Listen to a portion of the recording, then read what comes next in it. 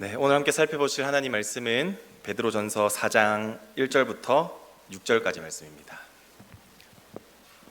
베드로전서 4장 1절부터 6절까지 말씀, 저와 여러분들이 한 절씩 교독하여 읽도록 하겠습니다.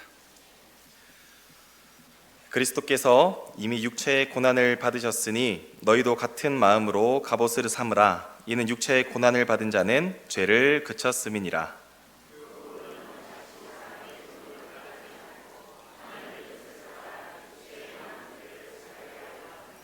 너희가 음란과 정욕과 술취함과 방탕과 향락과 무법한 우상 숭배를 하여 이방인의 뜻을 따라 행한 것은 지나간 때로 족하도다.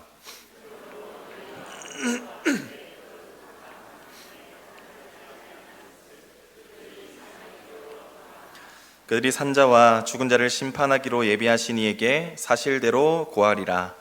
이를 위하여 죽은 자들에게도 복음이 전파되었으니 이는 육체로는 사람으로 심판을 받으나 영으로는 하나님을 따라 살게 하려 함이라. 아멘. 네, 오늘은 배고픈 그리스도인이라는 말씀의 제목을 가지고 함께 은혜를 나누고자 합니다. 성도님들, 오늘 점심 맛있게 드셨습니까? 네, 배부르게 드셨습니까? 네, 근데 이런 말이 있습니다. 배부른 돼지보다 배고픈 소크라테스가 낫다. 이게 이 점심을 지금 맛있게 드셨다고 제가 비방하는 것이 아닙니다. 오해하지 마시고, 오늘 이 구절의 말씀이 오늘 말씀의 제목과도 연관되고 오늘 전체의 본문의 제목과도 또 이 흐름과도 이어지기 때문에 이렇게 말씀드리는 건데요. 이 말은 19세기 영국의 사상가인 존 스튜어트 밀이 그에 져서 공리주의를 통해서 남겼던 아주 유명한 명언입니다. 밀 이전의 시대에 영국을 지배했던 이 공리주의는 많은 사람들을 가장 행복하게 만들어주는 것을 도덕적인 기준으로 삼았던 그러한 시대인 것이죠. 이들은 인간을 행복하게 만드는 것을 쾌락으로 여겼고요, 또한 인간을 불행하게 만드는 것을 고통이라고 여겼습니다. 따라서 쾌락을 많이 가져다 주는 것은 도덕적으로 옳은 것이고, 또한 고통은 피할수록 좋다고 여기며 그렇게 살아왔던 것이죠. 이러한 원리에 따라서 영국 시민들은 자연스럽게 그들의 행복을 위하여 물욕, 식욕, 성욕은 물론 더 나아가 성공욕, 명예욕, 지배욕과 같은 이러한 이 육체적인 쾌락들을 추구하며 살아왔습니다. 반면에 자기에게 고통이나 손해를 가져다 주는 것은 철저히 배제하며 살았던 시대가 있었다는 것이죠. 그런데 이 밀이 이러한 육체를 위한 쾌락주의를 비판하면서 쾌락에도 분명한 질적인 차이가 있음을 이 저서를 통하여 주장했던 것입니다. 그래서 그것은 독서나 예술, 문화뿐만 아니라 사랑, 정서, 자기 성찰과도 같은 인간이 살아가면서 인간다움을 실현하게 만드는 바로 이 정신적인 쾌락이 이 육체적인 쾌락보다도 훨씬 더 고차원적이라고 보았던 것이죠. 곧 배부른 돼지보다 배고픈 소크라테스가 낫다라는 이 말은 이 육체적인 쾌락만을 추구하며 살아가기보다는 좀 절제하더라도, 육체적 쾌락을 따르지 않더라도 사람답게 살아감을, 인간다운 것을 추구하며 살아가는 것이 훨씬 더 중요하다라는 뜻을 우리에게 말해주기 위해서 이러한 명언을 남겼다는 것이죠. 우리 성도 여러분, 어쩌면 우리 교회도 이 세상의 원리인 많은 것을 소유하고 많은 쾌락을 누리며 또한 편안한 삶을 살아가라는 이러한 유혹에 노출되어 있을지도 모릅니다. 이러한 영향을 자연스럽게 내가 얼마만큼의 축복을 많이 누리고 있는가를 성공한 신앙이라고 평가해 버리게 되는 것이죠. 반대로 내 삶이 부족하고 또 내 삶 가운데 고난이 끊임없이 다가오게 된다면 그것은 실패한 인생이라고 여겨버리게 될 뿐만 아니라 그 고난을 주신 하나님께까지 원망하는 자리로 나아가는 그런 위협을 당할 수가 있다는 것이죠. 그러나 우리 하나님 나라의 원리는 이 세상에서 육체적인 쾌락을 쫓아 살아가는 이러한 배부른 돼지와도 같은 삶이 아니라 훨씬 더 고차원적인 하나님의 뜻을 쫓아 거룩하게 살아가고자 결단하는 배고픈 그리스도인의 삶이 훨씬 더 합당한 줄로 믿습니다. 그런 의미에서 오늘 설교의 제목을 배고픈 그리스도인으로 한번 선정해 보았는데요. 오늘 말씀을 통하여 배고픈 이 그리스도인의 삶은 무엇인지, 또는 이런 삶을 통하여 우리에게 주어질 유익이 무엇인지를 우리가 살펴보면서 좀 은혜를 나누고자 합니다. 먼저 배고픈 그리스도인의 삶이란 구체적으로 어떤 삶을 의미하는 것일까요? 첫 번째는 그리스도의 고난으로 무장하는 삶이 바로 배고픈 그리스도인으로 살아가는 첫 번째 삶의 원리라는 사실입니다. 1절에 베드로는 그리스도께서 이미 육체의 고난을 받으셨으니 너희도 같은 마음으로 갑옷을 삼으라 라고 권면하고 있습니다. 사실 여기 계신 분들 중에서 혹은 이 세상 사람들 중에서 고난을 받기를 원하는 사람은 없을 것입니다. 실제로 이 베드로전서의 수신자가 되는 이 소아시아 지역에서 신앙생활하고 있던 이 성도들이 그 믿음 때문에 현재 극심한 고난과 핍박을 받고 있었을 때에 이 베드로전서가 쓰이게 된 것인데요. 베드로는 이런 성도들을 향해 지금 고난을 받고 있는 그 상황 가운데에서 오히려 더욱더 이 고난의 갑옷을 입고 더 무장하라라고 권면하고 있는 것입니다. 참 냉정해 보일 수 있지 않습니까? 그러나 이 권면은 단순하게 성도들에게 억지로 끝까지 이 고통을 견뎌라는 그러한 수준의 요청이 아니라 더 나아가서 아주 깊은 위로와 함께 현재 우리의 신분이 어디에 속해 있는가를 우리에게 분명히 알려주고 있는 아주 강력한 위로가 된다는 것을 우리가 이해할 필요가 있다는 것입니다. 먼저 갑옷의 역할이 무엇입니까? 갑옷은 전쟁 시에 적들의 무기에 의한 공격을 방어하면서 공격에 의한 치명상을 피하게 만들어주는 보호구이지 않습니까? 그런데 성도들이 두르게 되는 이 갑옷이 무엇입니까? 1절에 의하면 그리스도께서 받은 육체의 고난이라고 말하고 있다는 것이죠. 그렇다면 왜 예수님께서는 먼저 이 육체의 고난을 지셔야만 했을까요? 바로 우리의 죄를 용서하시기 위해서라는 사실입니다. 예수님께서는 죽을 수밖에 없던 우리를 대신하여서 고난을 지셨고 십자가에 달려 죽으심으로써 모든 구속의 사역을 완성해 주셨습니다. 그리고 우리는 그런 그리스도와 함께 연합함으로 인하여서 새로운 신분을 얻게 되었고 그 결과로 보혈로 값주고 사신 구속의 갑옷을 우리가 입게 되었다라는 사실입니다. 이전에는 사단의 편에서 우리가 사단과 함께 하나님을 공격하던 죄인으로서 싸웠던 우리들이 이제는 구원받아서 하나님의 편에서 사단과 맞서는 용사로 우리가 임명되었다는 사실이 바로 이 그리스도의 고난의 갑옷을 입은 성도의 모습이라는 사실이죠. 그렇기 때문에 그리스도의 고난으로 무장한다라는 것은 단지 고난을 견디는 것은 넘어서 우리가 구원받은 하나님의 용사로 임명받았다는 것을 우리에게 다시 한번 확증해주는 정체성의 표시라는 사실입니다. 물론 고난과 박해를 견디기란 결코 쉬운 것이 아닙니다.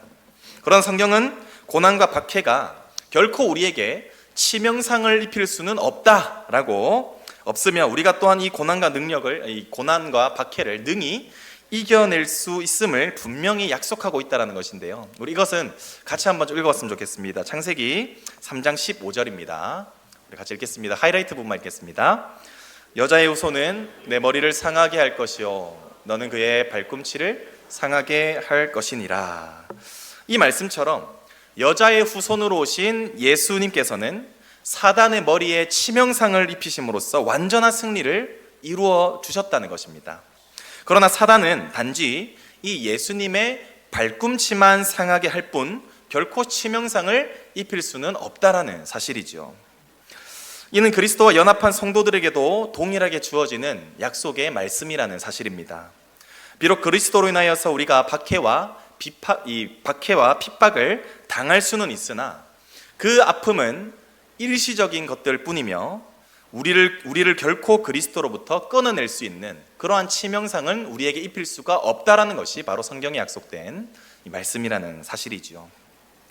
우리 사랑하는 성도 여러분, 이처럼 이 그리스도의 고난은 단순히 무의미하고 억울하고 그런 고통이 아니었습니다. 그리스도께서 우리를 위하여 친히 지신 이 고난은 바로 죄와 사망의 권세를 이기시기 위한 바로 필수적인 여정이었으며 그 고난을 인내하셨을 때 예수님께서는 부활의 영광에 참여하게 되셨습니다. 우리 성도들의 고난 역시 단순하게 이것이 실패의 상징으로 여길 만한 것이 아니라, 혹은 이 고난으로 인하여서 억울하고 그 고난이 우리에게 무의미한 것이 아니라는 것이죠. 이 고난은 우리의 신분이 어떠한지를 끊임없이 깨닫게 할 것이며, 또한 우리에게 주어질 영광이 무엇인지를 깨닫게 만드는 우리에게 필수적인 과정임을 믿으시기를 축복합니다.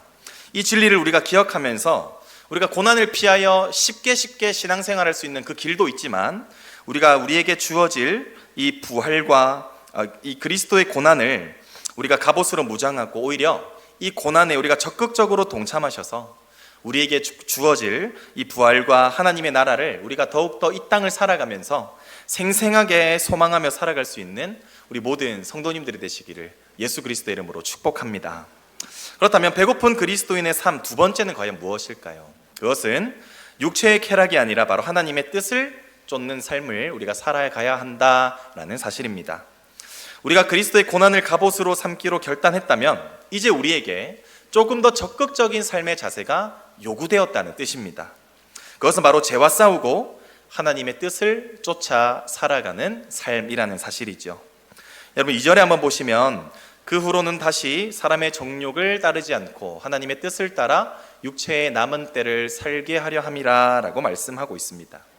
말씀드린 대로 우리의 신분은 그리스도로 말미암아 이제 죄인의 신분에서 구원받은 하나님, 이 고난의 갑옷을 입은 하나님의 용사로 바뀌게 되었다라고 말씀드렸습니다. 그렇다면 이제는 용사로서 하나님의 뜻을 쫓아 우리는 적극적으로 싸워야만 하는데요. 그러나 우리의 싸움의 대상이 무엇이냐? 그것은 바로 죄라는 것입니다. 설령 우리가 이전까지는 음락이나 정욕, 혹은 술 취함, 방탕함, 향락, 우상숭배와 같은 이런 육체적인 쾌락들을 쫓아 살아왔다 할지라도, 중요한 사실은 베드로는 지나간 일들은 이미 지나간 것으로 족하다며 선언하고 있다는 것입니다. 다만 이제 우리에게 새로운 날이 주어졌으니 앞으로 우리에게 주어진 이 새로운 날을 잘 살아가는 것이 훨씬 더 중요한 것임을 우리에게 권면하고 있다는 사실이죠. 정욕을 이기고 하나님의 뜻을 쫓는 삶, 이것이 바로 구원받아서 새날이 주어진 우리 그리스도인들에게 주어진 삶의 자세라는 사실이죠. 그렇다면 이러한 자세가 언제까지 지속이 되어야만 할까요? 2절에 보시면 바로 육체의 남은 때까지 우리는 이렇게 살아야 한다라는 사실입니다. 육체의 남은 때란 문자 그대로 우리가 육신의 몸을 입고 현재 살아가고 있는 그 모든 남은 날들을 뜻하는 것입니다. 그러나 이 남은 때를 어떻게 살아갈 것인지를 결정하는 것이 바로 우리의 이 믿음의 본질인 것이며, 이 결정에 따라 이후에 엄청난 결과의 차이를 만들어낸다라는 것입니다. 먼저 육체의 남은 때를, 그리하여 이 배고픈 돼지와 같이 육체의 쾌락을 쫓아 살아가겠다고 결정한 죄인들의 삶은 어떠한 삶을 살아가게 될까요? 4절은 그들이 바로 극한 방탕에 다름질한다라고 우리에게 말하고 있습니다. 이는 자신의 육체적인 쾌락을 위해서라면 인생의 모든 시간과 모든 재산을 다 바쳐도 상관없을 만큼 이 육체적인 쾌락을 쫓아 살아가겠다고 달려가겠다는 그러한 뜻입니다. 동시에 그들은 자신들의 이 쾌락에 동참하지 않는 그리스도인들을 또한 이상하게 여기며 살아간다라고 우리에게 말하고 있는데요. 이 재밌는 게 이 세상에 살면서 얼마나 많이 있는데 왜 절제하고 통제된 삶을 그리스도인들이 사는지 그들은 도무지 이해할 수 없는 삶을 살아간다라는 것입니다. 이곳에 모인 우리 성도님들 가운데에서도 가족들이나 혹은 친구들이 믿지 않아서 혼자만 신앙생활 하시는 분들이 있으실 것입니다. 그리고 그러한 분들은 이미 경험해서 아시겠지만, 혹여나 주말에 우리가 이 가족 여행을 가자고 하거나 혹은 다른 일정이 잡혔을 때 내가 교회 가야 돼, 그래서 함께 참여하지 못할 것 같다 라고 말한다면 어떤 반응이 돌아오렵니까? 왜 계속 교회를 가느냐, 우리는 소중한 것이 아니냐, 교회가 밥 먹여주냐라고 핀잔을 주죠. 그러나 이처럼 세상에 속한 자들은 육체적인 쾌락을 누리며 살아가는 것이 참 당연한 것으로 여기며 살아가기 때문에 그것에 동참하지 않는 우리 그리스도인들을 이와 같이 이상하게 이해하지 못한 채로 여기며 살아가게 된다라는 것입니다. 그러나 이 반응은 이상하게 여김을 넘어서 나중에는 결국 비방하는 자리요까지, 비방하는 수준으로까지 나타나게 될 것인데요. 때로는 우리가 교회 간다는 이유로 우리를 따돌리기도 할 것이고, 또한 이 인간관계에 대하여 불이익을 줄 수도 있을 것이고, 또한 심지어는 언어적이나 물리적인 폭력을 가할지도 모른다는 것입니다. 저도 솔직히 말씀드리자면 저는 동창회가 없습니다. 왜냐하면 제가 친구가 없어서 그런 것이 아니라, 그런 모임을 가지게 된다면 항상 그 친구들은 술과 함께, 술자리가 벌어지는 그러한 모임과 함께 모이게 되는 그러한 동창회를 열어왔었다라는 것이죠. 그런데 이 술자리가 열리는 그러한 동창회 가운데에서 제가 믿음에 따라서 나는 술을 먹지 못한다면서 한두 번 그렇게 동창회에 나가는 것을 거절했더니, 결국 어느새 저는 이제 배제되었고 그 친구들만 모임으로 따라 자연스럽게 저는 동창회가 없어져 버린 것이죠. 이 인간관계에 대한 불이익을 받아왔던 것입니다. 혹여나 특히 여기서 우리 연세 대신, 연세가 좀 드신 우리 성도님들은 우리가 교회 나간다고 해서 우리 부모님들이나 혹은 남편분들에게 성경책 한 번씩 다 찢겨보셨지 않습니까? 우리가 이와 같이 그리스도인들이 박해를 받는 근본적인 이유가 바로 여기에 있다는 것입니다. 세상의 길을 함께 걷지 않고 그들의 삶의 방식대로 살지 않는 이유 때문에 그들은 우리를 박해한다는 사실입니다. 그러나 그런 비방, 그런 이 세상에 속한 자의 비방은 결코 영원하지 않을 것임을 우리에게 분명히 말씀하고 있는데요. 왜냐하면 그리스도인들을 비방하며 육신의 쾌락을 쫓아 살아가는 자들이, 그들이 반드시 마주하게 될 마지막 때가 그들을 기다리고 있기 때문입니다. 우리 5절인데요. 이것을 이제 새 한글 성경으로 좀 보자면 훨씬 더 이해하기가 쉽습니다. 그들은 살아있는 사람들과 죽은 사람들을 심판하시려고 준비하고 계신 분께 해명을 내놓아야 할 것입니다. 그들 앞에 주어진 이 심판 앞에서 하나님의 뜻이 아니라 쾌락의 길을 쫓아 살아갔던 자신들의 그 삶과, 또한 그리스도인들을 비방하고 박해하였던 그들의 행동에 대하여 해명해야 될 뿐만 아니라 그 결과에 따라 심판을, 반드시 대가를 지불할 날을 반드시 맞이하게 된다는 것을 베드로가 우리에게 말씀하고 있다는 것이죠. 그러나 끝까지 육체적인 쾌락을 쫓지 않고 하나님의 뜻을 쫓아 거룩하게 살아가고자 결단했던 이 믿음의 성도들은 과연 어떤 결과를 마주하게 될까요? 우리 6절은 같이 한번 읽도록 하겠습니다. 우리에게 주어진 약속이라 생각하고 하이라이트만 읽도록 하겠습니다. 시작. 이는 육체로는 사람으로 심판을 받으나 영으로는 하나님을 따라 살게 하려 함이라. 아멘. 우리가 지금까지 이 땅을 살아가면서 설령 사람들에게는 모든 수모와 아픔과 고통들을 받아왔다 할지라도, 이러한 당했던 모든 고통들을 모두 위로받기에 충분한 하나님 나라를 우리 모두가 보상으로 주어지게 될 것이라는 사실입니다. 베드로는 이러한 놀라운 축복의 보상이 바로 성도들에게 기다리고 있음을 기대하면서 끝까지 하나님을 쫓아 살아가는 그 믿음, 설령 그 가운데 박해와 고난을 받는다 할지라도 끝까지 인내할 수 있는 그러한 믿음을 가지고 살아갈 것을 권면함으로써 말씀을 맺고 있습니다. 우리 사랑하는 성도 여러분, 만일 이 세상에서의 삶이 전부라면 육신의 쾌락을 멀리하고 거룩하게 살아가려고 하는 우리의 삶이 참으로 안타깝고 또한 정말 불쌍하고 정말 억울할 것입니다. 그러나 우리는 이 세상이 결코 끝이 아니라 영원한 삶이 예비되어 있다는 사실을 우리는 모두 알고 있습니다. 이런 세상 가운데에서 이 땅에서의 영원한 쾌락을 쫓아 사망을 향해 달려가는 배부른 돼지와도 같은 삶을 살아가시겠습니까? 아니면 그리스도의 고난에 동참하며 하나님의 뜻을 쫓아 영원한 생명을 향해 달려가는 배고픈 그리스도인으로 살아가시겠습니까? 권면하기로는 그리스도의 고난에 동참하며 하나님의 뜻을 쫓아 영원한 생명을 향해 달려가는 배고픈 그리스도인들의 삶을 살아가시기를 예수 그리스도 이름으로 축복합니다. 그리스도 안에는 그리스도 안에서 우리는 세상이 줄 수 없는 그 참된 평안과 그리고 영원한 기쁨을 누릴 수 있습니다. 지금은 비록 고난과 핍박이 있을지라도 장차 우리에게 반드시 주어질 그 하나님의 영광을 우리가 바라보며 담대하게 살아갈 수 있기를 축복합니다.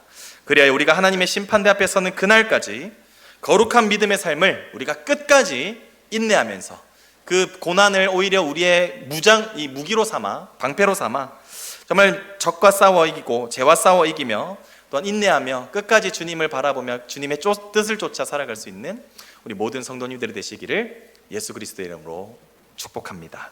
기도하겠습니다. 하나님 아버지 감사합니다. 오늘도 우리를 주님의 전으로 불러주시고 말씀으로 격려하시니 참으로 감사합니다. 하나님 아버지, 우리는 연약하여서 고난을 반기지 않고 때로는 죄의 유혹 앞에서도 쉽게 넘어지기도 합니다. 또한 이 고난을 우리의 믿음의 실패로 여기며 하나님을 원망하는 자리에까지 나아갔음을 이 시간 겸손히 고백합니다. 하나님 용서하여 주시고 이제는 우리가 예수 그리스도로 말미암아 우리의 신분이 바뀌었다는 것을 우리가 다시 한번 확신함으로써 그리스도께서 우리를 위해 이 지어주신 이 고난의 갑옷을 우리가 무장하여 또 이제 죄와 싸워 이기게 하시고 특별히 모든 고난을 우리가 기쁨으로 감사함으로 받아들일 수 있는 우리 모두가 될 수 있도록 은혜를 베풀어 주옵소서. 하나님, 이 땅에서의 삶이 결코 전부가 아님을 우리는 알고 있습니다. 우리에게 주어진 이 짧은 인생을 정말로 영생을 바라보며 살아가는 그런 삶을 살아가게 하시고 결코 흔들리지 않는 그 굳건한 믿음으로 우리가 이 세상을 살아가면서 승리를 경험하게 하시고 그리하여 주님의 심판대 앞에 서는 그날까지 거룩한 믿음의 삶을 끝까지 지켜나갈 수 있는 우리 모두가 될 수 있도록 은혜를 베풀어 주옵소서. 주님께 감사드리옵고 지금도 살아계시는 우리 구주 예수 그리스도 이름으로 간절히 기도드립니다. 아멘.